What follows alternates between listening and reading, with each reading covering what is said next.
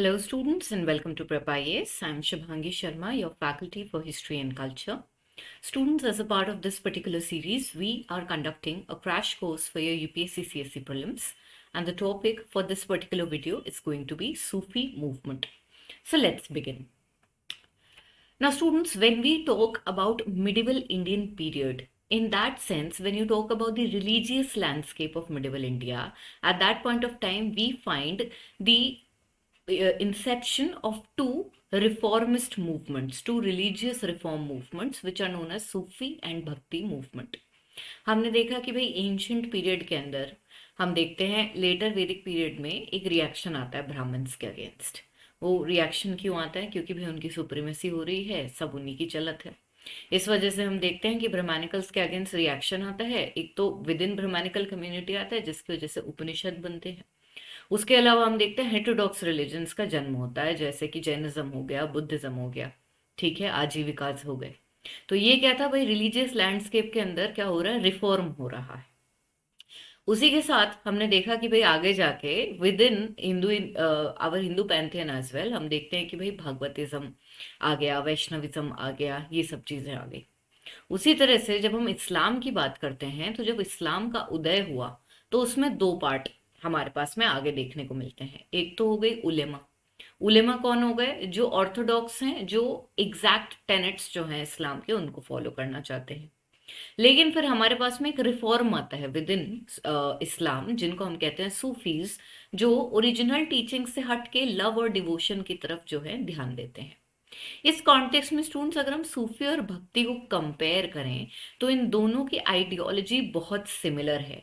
फर्क सिर्फ इतना है कि सूफिज्म इस्लाम में रिफॉर्म है और भक्ति हमारे हिंदू कल्चर के अंदर रिफॉर्म है। तो यहाँ पे स्टूडेंट्स, जब हम सूफी मूवमेंट की बात करते हैं तो ये हम इंडिया के कॉन्टेक्स्ट में कैसे कर रहे हैं? क्योंकि भाई इंडिया के अंदर इस्लाम का जब उदय होता है उसके बाद में हम देखते हैं मुस्लिम इन्वेडर्स अटैक करने लगते हैं। इस अटैक के तहत हम देखते हैं कि हमारे पास में क्या होता है कि मुस्लिम एम्पायर इस्टेब्लिश हो जाता है। 12th सेंचुरी आते आते हम देखते हैं कुतुबुद्दीन ऐबक जो है वो स्लेव डायनेस्टी जो है उसको स्टार्ट कर देते हैं। तो इसी के तहत इनके साथ में हम देख रहे हैं कि कौन आ रहे हैं, इन्हीं के साथ मूव करके आ रहे हैं Sufis.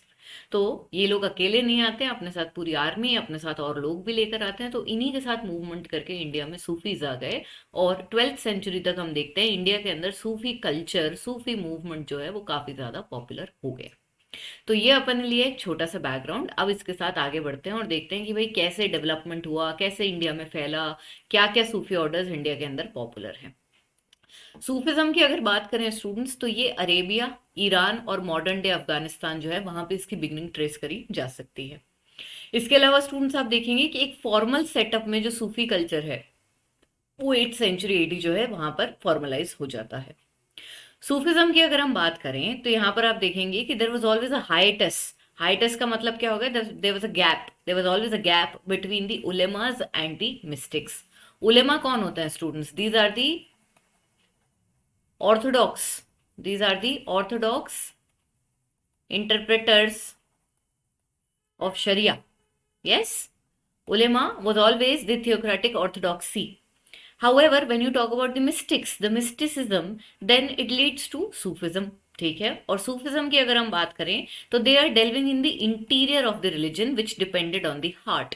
So here students, they are more connected with the emotions, they are more connected to their God via heart to heart conversation. All right, and this is something that sets them apart from the orthodoxy, who do not believe that one has to have a language of love in order to get the God. All right, तो यहाँ पर हम देखते हैं कि ये एक major difference हमें पहले तो उलेमा और मिस्टिक्स में देखने को मिलता है। उसके अलावा स्टूडेंट्स आप देखेंगे सूफीज जो हैं वो एक्सटर्नल रिचुअलिज्म या प्रेयर जो है इसके ऊपर बिल्कुल बिलीव नहीं करते हैं। आप देखेंगे अगर हम इस्लाम की भी बात करें तो उसके अंदर नमाज पढ़ना ज़रूरी होता है। इतने टाइम आपको भाई किसी मॉस्क के अंदर जाके प्रेयर करनी पड़ेगी, दिस एंड दैट, ये सारे पॉइंट्स होते हैं। तो ये सब चीज़ें कौन करता है? उलेमा करवाते हैं, ठीक है। लेकिन सूफीज जो हैं वो इस चीज़ के अंदर बिलीव नहीं करते, वो किसी भी तरह के रिचुअल और प्रेयर्स के अंदर बिल्कुल बिलीव नहीं करते हैं। और ये चीज़ जो है आप देखेंगे भक्ति ट्रेडिशन से बहुत ज़्यादा सिमिलर है। इनफैक्ट स्टूडेंट्स आप देखेंगे जब सूफीज इंडिया के अंदर आ जाते हैं तो ये इंडियन लैंडस्केप से बहुत ज्यादा इन्फ्लुएंस होते हैं, और भक्ति ट्रेडिशन भी सूफी ट्रेडिशन से बहुत इन्फ्लुएंस होता है, और इन दोनों का मिक्सचर हो जाता है, अमेलगमेशन हो जाता है ऑल टुगेदर। तो यहाँ पे स्टूडेंट्स हम देखते हैं सूफीज क्या कहते हैं इंस्टेड, भाई अगर उनको ये ऑर्थोडॉक्स बिलीफ्स में इंटरेस्ट नहीं है तो वो क्या कहते हैं। वो कहते हैं that there should be a direct relationship with God and this incorporates there should be a direct relationship with God and the path to it is through love and devotion. तो जिसका पाथ है वो love और devotion से होकर आता है। तो यहाँ पे स्टूडेंट्स हम देखते हैं कि इन्होंने जो बात करी है वो ऑर्थोडॉक्स उलेमा से बहुत अलग है। मोर ओवर ये जो ये बात कर रहे हैं ये इंडिया के रिलीजियस लैंडस्केप में एंशियंट पीरियड से तैर रही है ऑलरेडी। भक्ति की अगर हम बात करें तो भक्ति और सूफी का जो कोर आइडिया है, कोर फिलोसफी, वो एकदम सेम है। तो यहाँ पर आप देखेंगे this is the reason why they incorporate a lot of strands from various sources that also includes Hinduism.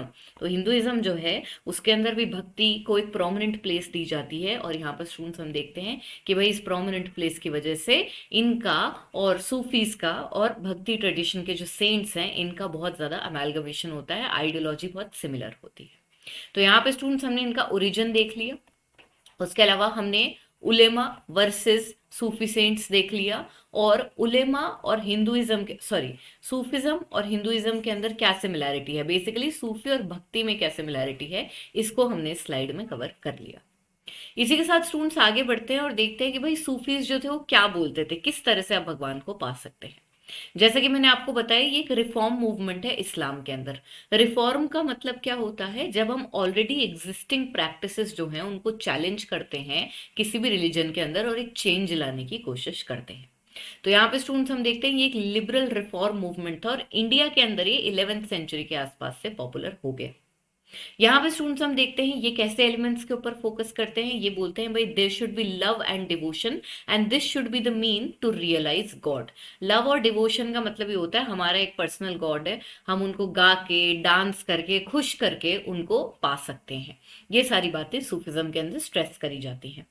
यहाँ पे बोला जाता है कि अगर आपको स्पिरिचुअली डेवलप होना है तो आपके पास कोई पीर, मुर्शिद या शेख, ये तीनों ही क्या मतलब हुए, इन तीनों का मतलब होता है स्पिरिचुअल गुरु। अगर आपको स्पिरिचुअल डेवलपमेंट अपनी करवानी होनी है, आप चाहते हैं कि भाई मेरी स्पिरिचुअल डेवलपमेंट हो, तो आपको एक स्पिरिचुअल गुरु चाहिए, जिसके लिए जो 3 टर्म्स हमारे पास हैं सूफिज्म के अंदर वो है पीर, मुर्शिद या फिर Sheikh. Apart from that, students आप देखेंगे that the Sufi movement is also emphasizing on practices of meditation, musical performance जिसे कहते हैं समा, उसके अलावा फास्टिंग, चैरिटी और ascetic practices। अगर आप इस पार्ट को हटा दें भक्ति में से तो ये मेडिटेशन क्या होती है, किसने स्टार्ट किया मेडिटेट करना, योगिक्स ने स्टार्ट किया था, योगा का पार्ट है ये। Fasting, charity, ascetic practices, these were already something which were flourishing in the Indian landscape. Asceticism is deeply connected to the religion of India, and when we talk about fasting specifically, that is also very deeply connected to the Brahmanical culture as well, and apart from that it is also connected to the heterodox religions that had come further. तो यहाँ पे students in points की अगर हम बात करें तो इन पे आपको कहीं ना कहीं देखेंगे आप बहुत क्लियर कट आपको मिलेगा influence of Hinduism, and within that specifically influence of the bhakti movement. Apart from that students अगर हम देखें म्यूजिकल परफॉर्मेंस समा, तो गाने वाला जो पार्ट है ये सूफीज भी करते थे, और भक्ति मूवमेंट की अगर हम बात करें तो वो भजन कीर्तन करते थे। ठीक है, तो बहुत ज्यादा सिमिलैरिटी है सूफी मूवमेंट और भक्ति मूवमेंट के अंदर। जब हम सूफीज की बात करते हैं स्टूडेंट्स तो ये डिफरेंट ऑर्डर्स के अंदर टूटे हुए हैं, और ऑर्डर को हम कहते हैं सिलसिला। ठीक है, सूफी ऑर्डर को क्या कहा जाता है, इसे कहा जाता है सिलसिला, and this is divided into 2 categories, बशरा एंड बेशरा। बशरा वो सूफी ऑर्डर होता है जो कि इस्लामिक टेनेट्स यानी शरिया जो है उसके अकॉर्डिंग चलता है, और बेशरा वो होता है जो कि शरिया के अंदर बिलीव नहीं करता, इस्लामिक टेनेट्स में बिलीव नहीं करता। एज अ रिजल्ट स्टूडेंट्स आप देखेंगे अगर हम ये बात करें कि भाई इंडिया के अंदर कितने सूफी ऑर्डर्स थे, तो मेन तो कम है, जिन जो पॉपुलर है वो कम है, तो हम उन्हीं का रेस्ट्रिक्टेड डिस्कशन करेंगे। लेकिन अबुल फजल अपनी आईने अकबरी में बताते हैं कि इंडिया के अंदर ऑलमोस्ट 14 सूफी ऑर्डर्स थे। यहाँ पर स्टूडेंट्स आप देखेंगे अबुल फजल कौन थे भाई, ये अकबर के कोर्ट हिस्टोरियन थे। इन्होंने अकबरनामा लिखी थी। अकबरनामा का जो 3रा वॉल्यूम है उसको हम आईने अकबरी बोलते हैं, और उसके अंदर हमें पता चलता है कि 14 सूफी ऑर्डर्स थे। इसी के साथ स्टूडेंट्स आगे बढ़ते हैं और देखते हैं कि भाई कौन से ऑर्डर्स इंडिया के अंदर बेशरह थे और कौन से ऑर्डर्स बशरह थे। हमारे देश में स्टूडेंट्स आप देखेंगे बहुत सारे ऐसे सूफी मिस्टिक्स थे जिन्होंने सेलिबेसी यानी कि ब्रह्मचार्य ऑब्जर्व करना शुरू कर दिया। उसके अलावा हम देखते हैं कि दैट इग्नोर्ड रिचुअल्स और उन्होंने सीवियर फॉर्म्स ऑफ असेटिसिज्म जो है उनको फॉलो करना शुरू कर दिया। ये टिपिकल हम देखते हैं जैसे जैन रिलीजन के अंदर होता था, जैसे बुद्धा ने खुद किया है। इन सब चीज़ों को ऑब्जर्व करने लग गए जैसे कि योगीज करते हैं। And that is why students they were deliberately defying sharia altogether. इसीलिए क्योंकि ये लोग शरिया को फॉलो ही नहीं करते और इनके जो चीजें जो ये ऑब्जर्व कर रहे हैं वो बिल्कुल उसका पार्ट नहीं है, इसलिए इनको बेशरा बोला जाता था। और यहाँ पे स्टूडेंट्स आप देखेंगे कुछ एग्जाम्पल्स है हमारे पास इंडिया में, जैसे कि कलंदर, मदारी, मलंग और हैदरी। ये कौन हो गए? ये बेशराज हो गए। बशरा जो थे स्टूडेंट्स हमारे पास उसमें आते हैं चिश्ती, सोहरावर्दी, नक्शबंदी, कादरी, फिरदौसी। इनका भी हम वन बाय वन करके डिस्कशन करते हैं। यहाँ पे स्टूडेंट्स आप देखेंगे अगर हम सूफी मूवमेंट की बात करें तो इसके अंदर क्या बहुत सारी टर्म्स आती हैं। तो टर्म एंड मीनिंग के ऊपर वैसे भी काफी क्वेश्चंस आते हैं, तो इसको हमने एक ही जगह पर कर लिया और हम सारे इंपॉर्टेंट टर्म्स और मीनिंग्स कवर कर रहे हैं। हमने देखा कि पीर या फिर शेख या फिर मुर्शिद, पीर या फिर शेख या फिर मुर्शिद, ये कौन होता है? ये होता है आपका स्पिरिचुअल गुरु। और गुरु के जो शिष्य होते हैं उनको हम कहते हैं मुरीद। मुरीद क्या होता है? डिसाइपल होता है। उसके अलावा स्टूडेंट्स हमारे पास दो टर्म है, वली या फिर खलीफा। ये दोनों क्या होते हैं? सूफी जो गुरु होता है अपना, पीर जो होता है उसका एयर जो वो असाइन करके जाते हैं कि भाई मेरे बाद मेरा जो सिलसिला है उसकी गद्दी पे कौन बैठेगा, ये होते हैं वली या फिर खलीफा। इसके बाद में हमारे पास टर्म है मालफुजात। मालफुजात का मतलब क्या होता है? वो लिटरेरी जॉनर जिसके अंदर हम सूफी गुरुज जो हैं उनके आइडियाज और स्पीचेस का कंपाइलेशन देखते हैं। मालफुजात के अलावा हमारे पास मकतूबात होता है। मकतूबात क्या होता है? सूफी लेटर्स। सूफीज ने या तो अपने डिसाइपल्स को जो लेटर्स लिखे हैं या आपस में जो लेटर्स एक्सचेंज किए हैं उनकी कंपाइलेशन, जिससे हमें उनकी लाइफ के बारे में पता चले। तो ये लिटरेरी जॉनर जो होता है इसको हम कहते हैं मकतूबात। इसके अलावा हमारे पास है खानका। खानका क्या होता है? खानका is the place where in the Sufi and their disciples are residing. Apart from that students we have a term known as जियारत। जियारत का मतलब क्या होता है? It is the pilgrimage to the grave of the पीर। तो जैसे मान लीजिए कि अजमेर में दरगाह शरीफ है, तो दरगाह शरीफ के अंदर मोइनुद्दीन चिश्ती की दरगाह है, तो वहां पर जब उनके डिसाइपल्स है जो भी उनके फॉलोअर्स है वो वहां पर पिलग्रिमेज करने जाएंगे तो उसको क्या कहते हैं कि भाई हम जियारत के लिए जा रहे हैं। उसके अलावा स्टूडेंट्स हमारे पास एक टर्म है विलायत। विलायत का मतलब होता है academic field which is away from political influence, यानी कि एक ऐसा फील्ड बना, फील्ड इन द सेंस कि it's a intellectual field altogether, it's not a real thing. So we have an academic field जिसके अंदर कोई भी पॉलिटिकल या स्टेट इंटरफेरेंस नहीं होनी चाहिए। और इस आइडिया को चिश्तीज ने बहुत ज्यादा इन्हांस किया था, क्योंकि जब अब मैं आपको चिश्तीज पढ़ाऊंगी तो उसमें मैं आपको दिखाऊंगी कि कैसे वो स्टेट और पॉलिटिकल मैटर्स से दूर रहा करते थे और सिर्फ अपने एकेडमिक डिसिप्लिन जो है उसको आगे बढ़ाने की कोशिश कर रहे थे। तो ये कुछ मेजर टर्म्स एंड मीनिंग्स हैं, इनको हमें याद रखना है। मोर ओवर स्टूडेंट्स हम सूफिज्म को एक और टर्म से बुलाते हैं, इसको हम कहते हैं तसव्वुफ। सूफिज्म के लिए जो एक और टर्म यूज होती है इसे हम कहते हैं तसव्वुफ। ठीक है, तो ये एक और टर्म है। अगर मान लीजिए आपसे बोला जाए तसव्वुफ क्या है, इट मीन्स लिटरली सूफिज्म। यहाँ पे स्टूडेंट्स अगर हम सूफी मूवमेंट की बात करें तो लिटरेचर के तहत काफी सारी किताबें बनी हैं। इसमें से ज्यादातर किताबें जो हम डिस्कस कर रहे हैं वो इंडिया में ही बनी है। यहाँ पर स्टूडेंट्स आप देखेंगे सबसे पहले हमारे पास जो किताब आती है वो है कश्फ उल महजूब, और इसको अल हुजैरी ने लिखा है। इस किताब की अगर हम बात करें स्टूडेंट्स तो इस किताब के अंदर सूफी थॉट्स और प्रैक्टिसेस जो हैं इनके साथ में डील किया जा रहा है, इनको एक्सपैंड किया जा रहा है। ये जो किताब है स्टूडेंट्स ये हमें हेल्प करती है देखने में कि सूफी ट्रेडिशन इंडिया के बाहर, सूफी थॉट जो है वो इंडिया के बाहर कैसे डेवलप हुआ था। अल हुजैरी की अगर हम बात करें तो ये हमारे देश में आ गए थे, इंडिया के अंदर आ गए थे, और इनके लिए माना जाता है इनकी जो ये किताब है कश्फ उल महजूब, ये इंडिया में पहली सूफी लिटरेचर लिखी गई है। और क्योंकि ये इंडिया के बाहर से आए, माइग्रेट करके आए, तो इन्होंने जो कंटेंट लिखा है उसमें हमें ये पता चलता है कि सूफिज्म इंडिया से पहले कैसे, इंडिया में आने से पहले कैसे डेवलप हो रहा था। उसके अलावा स्टूडेंट्स मैंने आपको अभी बताया था मालफुजात। मालफुजात एक लिटरेरी जॉनर होता है जिसमें हम सूफी सेंट्स की जो कॉन्वर्सेशंस है उनको रिकॉर्ड करते हैं। ये जो मालफुसाद होते हैं मालफुजात होते हैं स्टूडेंट्स, इनको हम देखते हैं डिफरेंट सूफी सिलसिलास, डिफरेंट सूफी ऑर्डर्स अपने लिए इंडिविजुअली कंपाइल करते हैं अपने पीर गुरु या शेख की परमिशन लेके।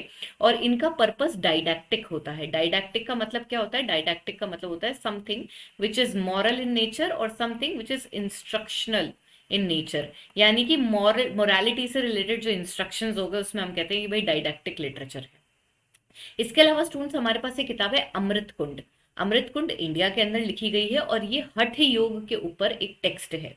इसको हम देखते हैं सूफीज पर्शियन और अरेबिक के अंदर ट्रांसलेट करवा लेते हैं बाय द नेम ऑफ हौज अल हयात। और ये जो किताब है आगे जाके सूफीज के अंदर, जो इंडिया के अंदर सूफीज रह रहे हैं, उनमें बहुत ज्यादा पॉपुलर हो जाती है। इसके अलावा स्टूडेंट्स आप देखेंगे कि योग जो है, योगा जो है, इसने सूफिज्म को काफी ज्यादा इम्पैक्ट किया है। बहुत सारे सूफीज जो थे वो योगिक प्रैक्टिसेस में बिलीव करते थे, वो मेडिटेशन करते थे, वो प्राणायाम करते थे। तो योगा ने सूफिज्म को बहुत इन्फ्लुएंस किया है। और इसी के तहत हम देखते हैं कि हमारे पास एक सूफी सेंट है सैयद मुर्तजा। इन्होंने भी एक किताब लिखी है जिसका नाम है योग कलंदर। तो अगेन स्टूडेंट्स, ये दोनों एग्जाम्पल्स हमें क्या बता रहे हैं कि योगा का कितना भारी इन्फ्लुएंस है सूफी मूवमेंट के ऊपर। इसके अलावा स्टूडेंट्स हमारे पास एक और लिटरेरी जॉनर है जो मैंने आपको बताया था, मकतुबात। मकतुबात क्या होते हैं? ये कलेक्शन ऑफ लेटर्स होते हैं and these are written by Sufi masters. जो हमारे सूफी गुरु हो गए, जो हमारे पीर हो गए, ये या तो अपने डिसाइपल्स को या अपने एसोसिएट्स को जो लेटर्स लिखते थे अपने लाइफ टाइम में, उनको एक जगह कंपाइल किया जाता है और उस कंपाइलेशन को हम कहते हैं मकतुबात। इनसे स्टूडेंट्स क्या होता है, इनसे हमारे को शेख का जो लाइफ में, यानी जो गुरु का जो लाइफ में एक्सपीरियंस था उसके बारे में पता चलता है। लाइफ कंडीशंस कैसी थी उनके जमाने में, इसके बारे में हमारे को पता चलता है। और उसके अलावा हमारे को उनकी स्पिरिचुअल और मंडेन एक्टिविटीज जो है उनके बारे में पता चलता है। तो हमें सिर्फ उनके रिलीजियस थॉट के बारे में नहीं, बल्कि उनकी डे टू डे की लाइफ कैसी थी और इनफैक्ट उनके आसपास की सोसाइटी कैसी थी, इसके बारे में भी पता चलता है। And that is why students it's a very important source to understand the history of medieval period. Apart from that, students, we also have तज़किरास। तज़किरा का मतलब होता है biographical accounts of the saints, यानी कि सेंट्स की जीवनी जो है उसको लिखा गया है और इस कंपाइलेशन को हम कहते हैं तज़किरा। सबसे पॉपुलर जो तज़किरा हमारे पास है स्टूडेंट्स, ये है अखबार उल अखियर। और ये जो है इसको अब्दुल हक मुहद्दिस दहलवी ने लिखा है। यहाँ पे स्टूडेंट्स आप देखेंगे कि जो तस्कीराज होते थे इसके अंदर ज्यादातर जो भी लोग तस्कीरा लिख रहे थे वो अपने ऑर्डर को, अपने सूफी सिलसिला को ज्यादा ग्लोरीफाई करने की कोशिश करते थे, उसे दूसरे सूफी ऑर्डर से ज्यादा बड़ा बताने की कोशिश करते थे। तो यहाँ पे स्टूडेंट्स हमने बहुत सारी चीजें देख ली हैं। हमने सबसे पहले क्या देखा भाई कि अल हुजूरी की जो पहली किताब है जो इंडिया में लिखी गई उसका नाम देखा। मालफुजात क्या होता है ये देखा। योगा का कैसे इन्फ्लुएंस है और इसके तहत क्या लिटरेचर बनी है ये हमने देखी। मकतूबात क्या होता है और तज़किरा क्या होता है, इन सब का मीनिंग आपको याद रखना है। इसके अलावा स्टूडेंट्स हम देखते हैं कि 12th सेंचुरी के अंदर सेंट्रल एशिया में एक पावर आ जाती है, वो है मंगोल्स। और ये मंगोल्स किसके अंडर राइज कर रहे हैं? ये चंगेज खान के अंडर राइज कर रहे हैं। तो मंगोल्स जो थे वो बहुत ही एक्सेसिव डिस्ट्रक्शन कर रहे थे। एज अ रिजल्ट हम देखते हैं स्टूडेंट्स बहुत सारे सूफीज जो हैं वो सेंट्रल एशिया से भाग के इंडिया की तरफ आ जाते हैं और मुल्तान, पंजाब और सिंध के अंदर शेल्टर ले लेते हैं।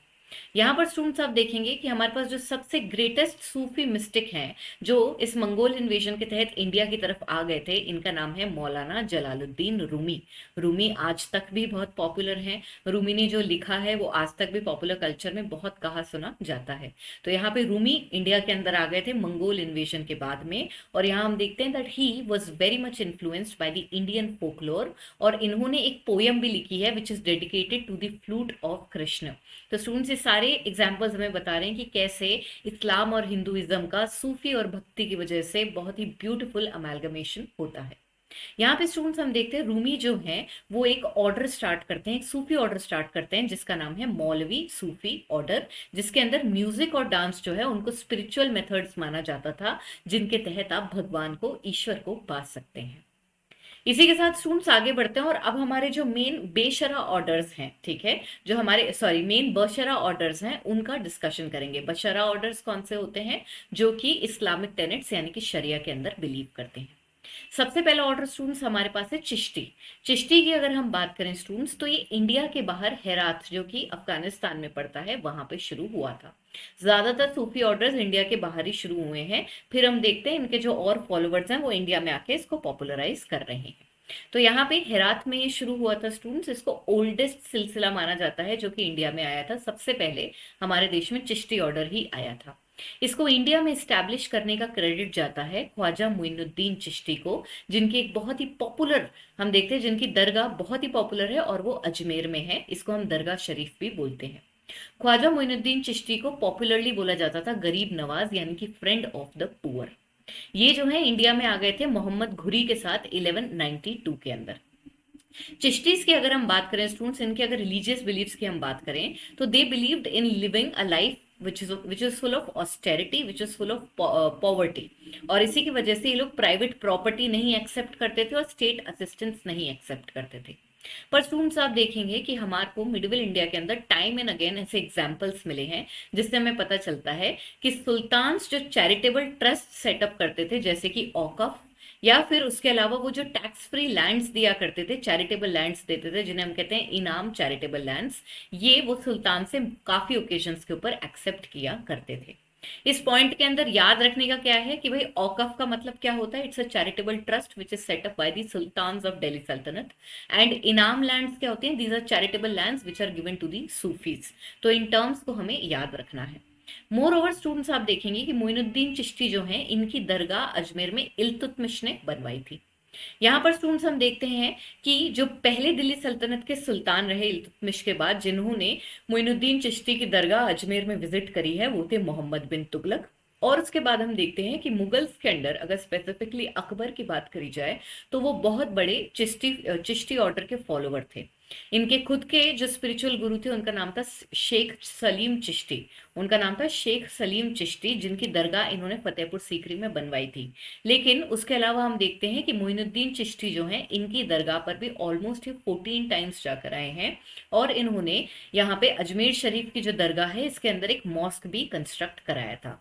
तो यहीं पे स्टूडेंट्स ये वाला पॉइंट भी लिख लेते हैं कि अकबर के जो स्पिरिचुअल गुरु थे उनका नाम क्या था? शेख सलीम चिश्ती। ये हमने आर्ट एंड आर्किटेक्चर जो है, आर्किटेक्चर वाला जो सेगमेंट था इंडो इस्लामिक आर्किटेक्चर, उसमें भी पढ़ा है। ठीक है। शेख सलीम चिश्ती की जो दरगाह है, ये इन्होंने कहां पर बनवाई थी? फतेहपुर सीकरी में। फतेहपुर सीकरी कहाँ है स्टूडेंट्स? आगरा के अंदर एक सिटी है जो बनवाई थी अकबर ने। और इसकी खासियत क्या है? सबसे ज्यादा खासियत इसकी ये है कि ये पूरा मार्बल के अंदर बना हुआ है। तो यहाँ पर स्टूडेंट्स इस पॉइंट को भी हमें याद रखना है कि भाई हमारे पास में एक और चिश्ती सेंट हैं जिनका नाम है शेख सलीम चिश्ती। अकबर इनके बहुत बड़े फॉलोवर थे और इनकी डेथ के बाद फतेहपुर सीकरी में इनकी दरगाह जो है पूरी मार्बल में बनवाई थी अकबर ने। इसके अलावा स्टूडेंट्स आप देखेंगे जो हमारे पास और नोटेबल सेंट्स हैं चिश्ती ऑर्डर के, उसमें है हमीदुद्दीन नागौरी। उसके अलावा हमारे पास है कुतुबुद्दीन बख्तियार काकी। उसके अलावा हमारे पास है बाबा फरीद और निजामुद्दीन औलिया। कुतुबुद्दीन बख्तियार काकी की स्टूडेंट्स अगर हम बात करें तो ये भी इल्तुतमिश के कंटेम्प्रेरी थे। इनके जो सबसे पॉपुलर डिसाइपल थे वो थे फरीदुद्दीन गंजे शंकर, और आगे जाके इनका नाम पड़ गया बाबा फरीद। बाबा फरीद जो है स्टूडेंट्स, इनको बोला जाता है that he was the first poet in Punjabi language. Punjabi language में कॉम्पोजिशन करना सबसे पहले बाबा फरीद ने ही शुरू किया था। और इनके जो आइडियाज हैं स्टूडेंट्स, वो सिखिज्म जो रिलीजन है, उनकी जो मेन किताब है, उनकी जो मेन रिलीजियस किताब है गुरु ग्रंथ साहिब, उसके अंदर भी इनकॉर्पोरेट किए गए हैं। बाबा फरीद के सबसे पॉपुलर डिसाइपल थे निजामुद्दीन औलिया। निजामुद्दीन औलिया की स्टूडेंट्स अगर हम बात करें तो इनको ऐसा माना जाता है कि दिल्ली से बाहर निकाल दिया गया था गियासुद्दीन तुगलक के द्वारा। गियासुद्दीन तुगलक ने औलिया को बोला कि आप जो दिल्ली है उसको छोड़ के चले जाओ, क्योंकि इनकी पॉपुलैरिटी बहुत ज्यादा बढ़ रही थी और इससे घबरा गए थे गियासुद्दीन तुगलक। इस टाइम पे स्टूडेंट्स आप देखेंगे कि उनको जवाब में, रिटर्न में जवाब दिया निजामुद्दीन औलिया ने कि दिल्ली अभी दूर है। तो जो ये पॉपुलर डायलॉग आता है दिल्ली अभी दूर है, इसको पहली बार निजामुद्दीन औलिया ने यूज किया था, क्योंकि इनको किसने दिल्ली छोड़ने का ऑर्डर दिया था? गियासुद्दीन तुगलक ने। उसके अलावा स्टूडेंट्स हम देखते हैं कि ये निजामुद्दीन औलिया जो है, इनके एक बहुत ही पॉपुलर डिसाइपल रहे अमीर खुसरो। अमीर खुसरो का हम काफी बार मिडिवल इंडिया में डिस्कशन कर चुके हैं। ये कौन है? अलाउद्दीन खिलजी के कंटेम्प्रेरी थे स्टूडेंट्स ये, और दिल्ली के अंदर बैठते थे ये। अमीर खुसरो की अगर हम बात करें तो इन्होंने चिश्ती समा जो है, यानी चिश्तीज का जो म्यूजिकल रेसिटेशन होता है, उसको एक नया एलिमेंट दिया। इसके अंदर उन्होंने एक नई टाइप की सिंगिंग इंट्रोड्यूस करी जिसे बोलते हैं कॉल। कॉल क्या होता है? एक हिम होता है जिसको कव्वाली की ओपनिंग या क्लोजिंग के ऊपर गाया जाता है। इनफैक्ट स्टूडेंट्स आप देखेंगे कि खुसरो जो हैं इनको इंडिया में फादर ऑफ कव्वाली भी बोला जाता है। ठीक है, इनको फादर ऑफ कव्वाली भी बोला जाता है। और यहाँ पर स्टूडेंट्स हम देखते हैं कि ये किसके बहुत बड़े डिसाइपल थे? निजामुद्दीन औलिया के बहुत बड़े डिसाइपल थे। इसके अलावा स्टूडेंट्स आप देखेंगे चिश्ती ऑर्डर जो है इसको साउथ इंडिया में फैलाने का जो क्रेडिट है वो जाता है शेख बुरहानुद्दीन गरीब को, जो कि अगेन निजामुद्दीन औलिया के डिसाइपल थे। ये उनके कहने पर दौलताबाद की तरफ चले जाते हैं और वहां पे चिश्ती ऑर्डर को इस्टेब्लिश करते हैं और धीरे धीरे इसकी पॉपुलैरिटी को बढ़ाते हैं। चिश्तीज के अंडर स्टूडेंट्स आप देखेंगे ये जो पॉइंट्स हैं ये बेसिकली एक टेबल है, इसको मैंने अपनी नई वाली एनसीईआरटी से उठाया है। तो इसके अंदर क्या कर रखा है? क्रोनोलॉजिकल अरेंजमेंट कर रखा है सबसे जो पॉपुलर हमारे चिश्ती सेंट्स हैं उनका। तो यहाँ पे स्टूडेंट्स आप देखेंगे ये डेथ से अरेंजमेंट कर रखा है कि 1235 में किसकी डेथ हुई, 65 में किसकी डेथ हुई और इनकी दरगाह कहाँ कहाँ पर है। तो मैंने आपको बताया था कि भाई नई एनसीईआरटीज जो हैं पुरानी एनसीईआरटीज के बराबर ही इंपॉर्टेंट है स्टूडेंट्स। तो आप देखेंगे कुछ इस तरह का कंटेंट कॉम्पोजिशन कर रखा है इन्होंने, कंटेंट क्यूरेशन कर रखा है जो हमारे को एक ही जगह पे बहुत सारी चीजें दे देता है। तो यहाँ पे स्टूडेंट्स हमारे पास सबसे पहले जो चिश्ती सेंट इंडिया में आए थे वो है मोइनुद्दीन चिश्ती। इनकी दरगाह कहाँ है? अजमेर राजस्थान में है और इनकी डेथ 1235 में हुई थी।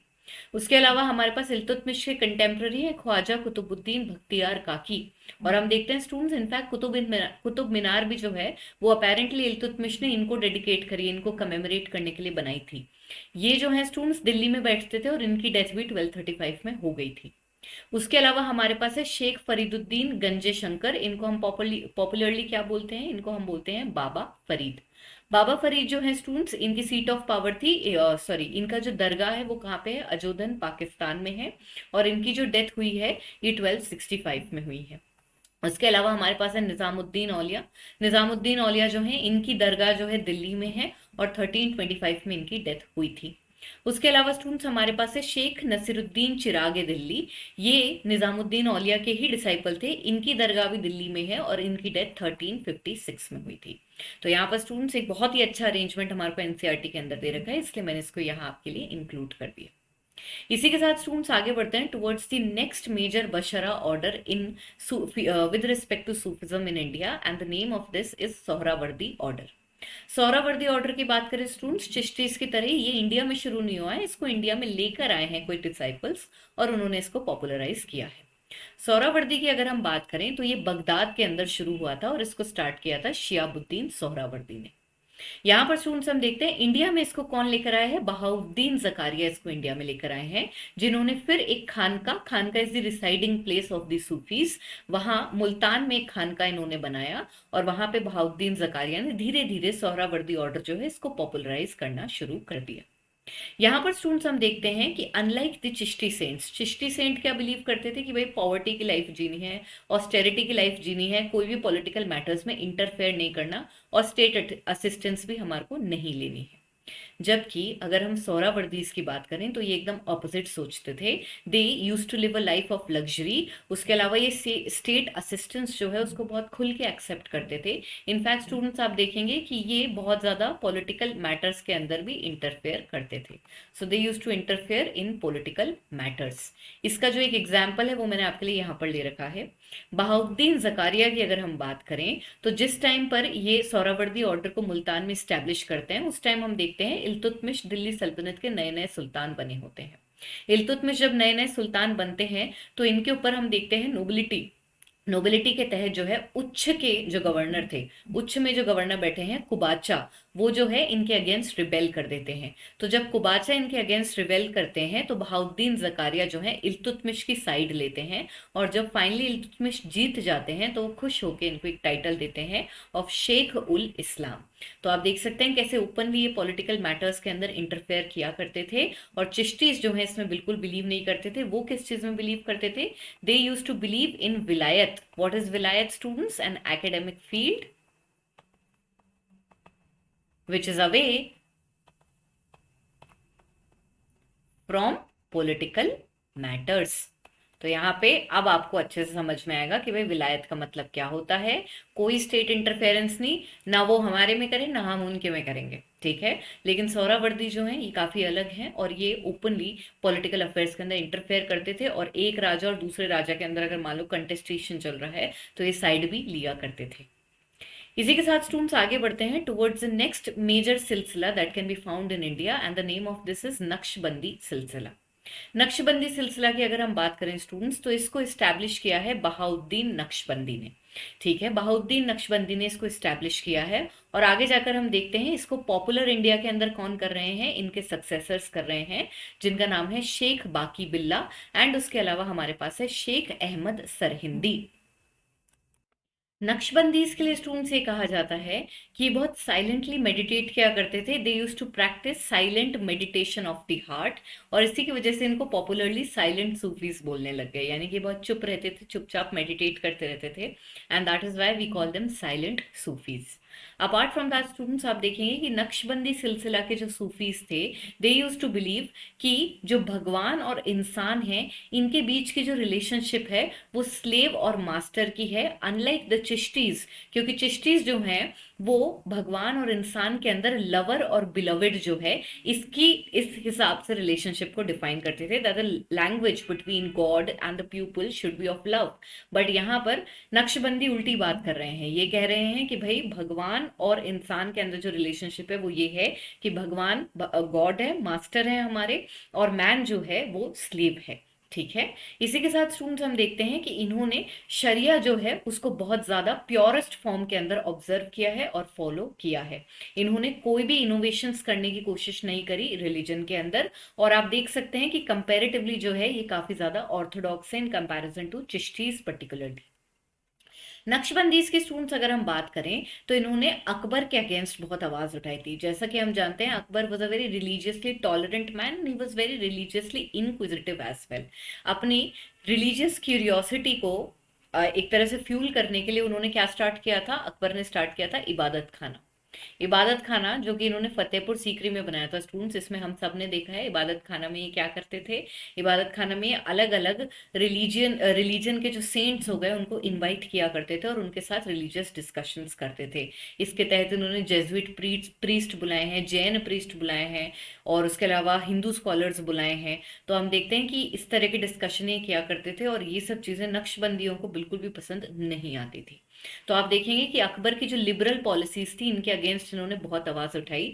फॉर इंस्टेंस अकबर अपनी नोबिलिटी के अंदर नॉन मुस्लिम्स को बहुत हाई स्टेटस देते थे, राजपूत राजपूत नोबिलिटी में सबसे टॉप पर बैठा करते थे, और ये सब चीजें नक्शबंदी जो है इसके खिलाफ आवाज उठाते थे। उसके अलावा राजपूतों से अपने रिलेशनशिप को स्ट्रॉन्ग करने के लिए इन्होंने मैट्रिमोनियल अलायंसेस भी किए, और उसके अलावा हम देखते हैं स्टूडेंट्स कि इन्होंने 1564 के अंदर जजिया को भी अबॉलिश कर दिया था। तो यहाँ पर हम देखते हैं कि नक्शबंदी जो है इसके अगेंस्ट भी आवाज उठा रहे हैं। उसके अलावा इन्होंने काउ स्लॉटर के ऊपर बैन कर दिया था जिससे कि हिंदू पॉपुलेशन को खुश किया जा सके, एंड अगेन ये चीज जो है नक्शबंदियों को बहुत ही गलत लगी और उन्होंने इसके खिलाफ आवाज उठाई।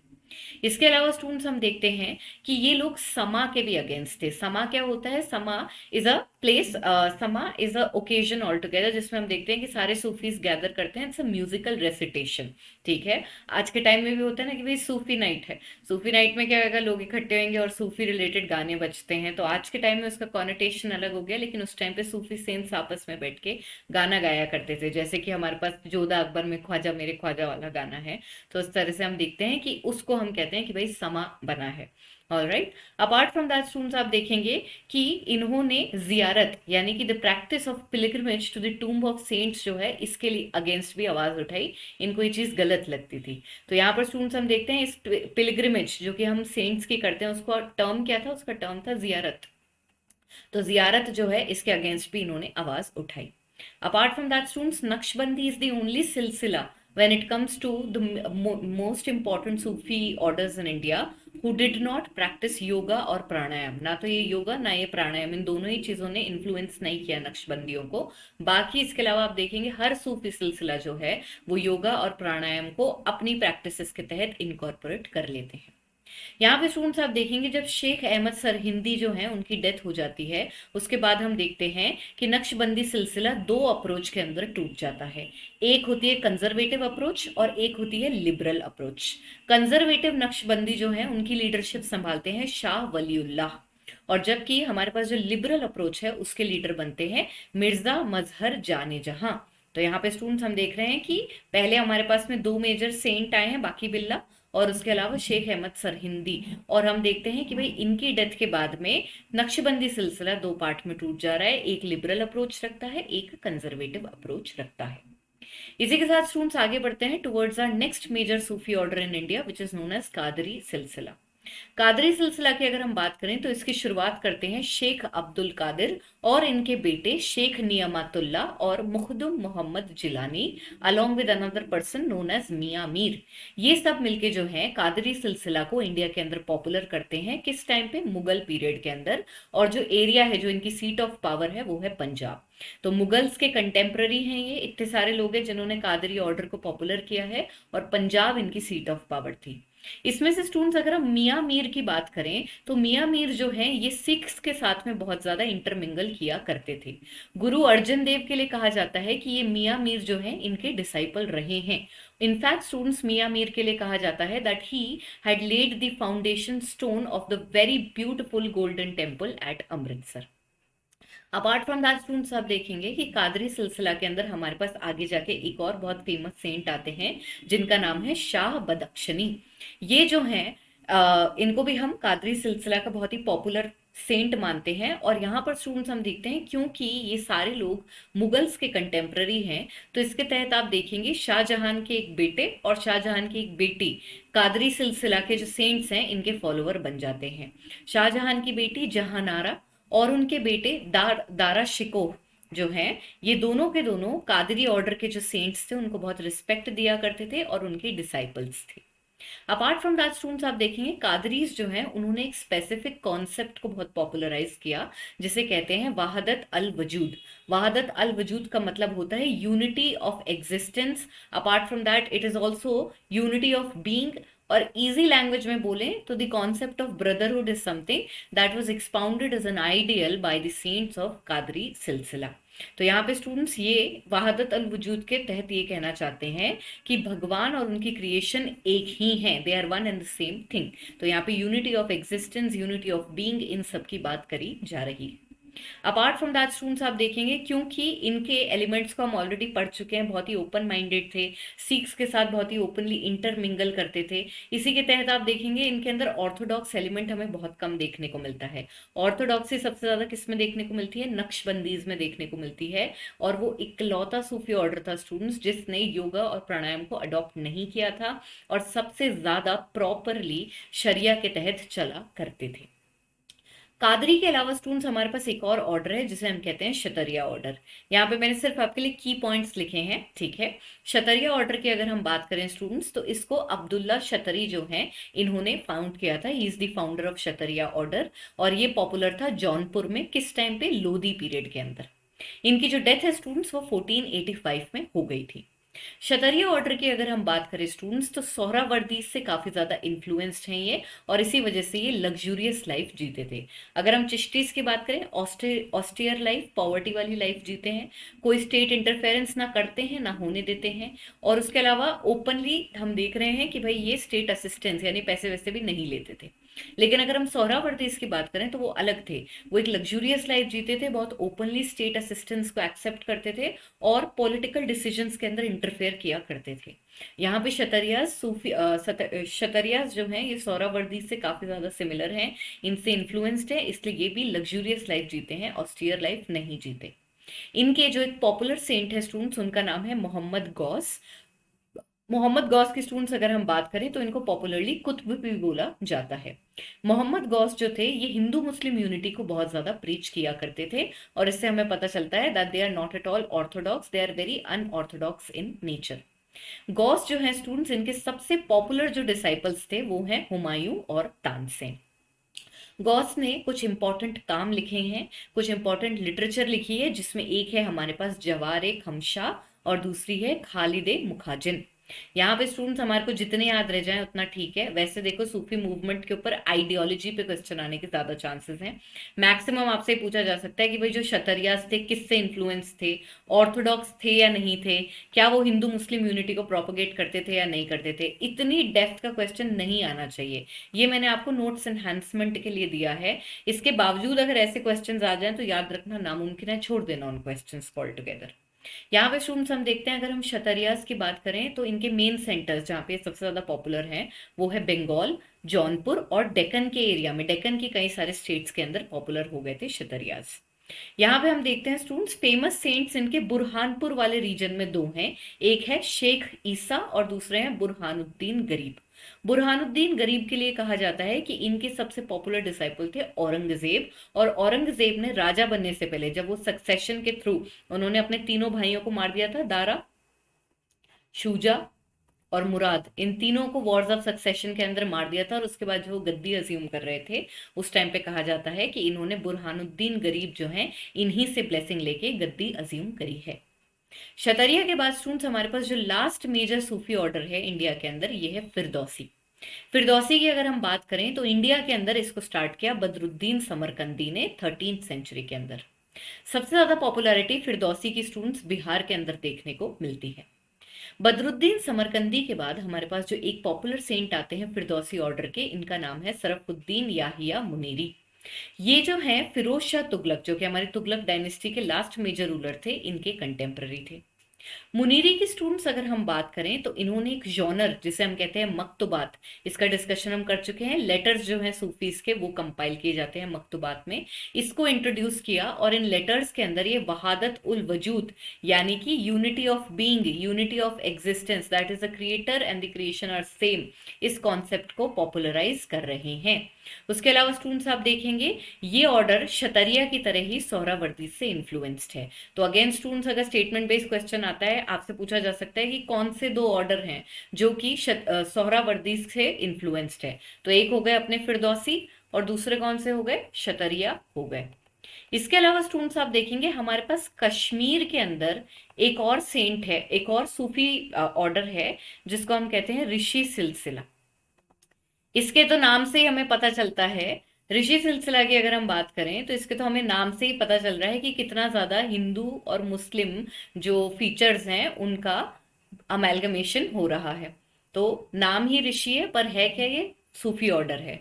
इसको स्टार्ट किया था स्टूडेंट्स शेख नूरुद्दीन ने, इसको स्टार्ट किया था शेख नूरुद्दीन ने, और ये कश्मीर के अंदर है। और इस नाम से ही हमारे को पता चल जाता है कि यहाँ पे बहुत ही ज्यादा इस्लामिक और हिंदू जो फीचर्स हैं उनका अमेलगमेशन हो रहा है। ये जो है स्टूडेंट्स प्योरली इंडिया के अंदर बना है, बाहर से नहीं आया, प्योरली इंडिया के अंदर कंपाइल के बनाया गया है ऋषि सिलसिला को।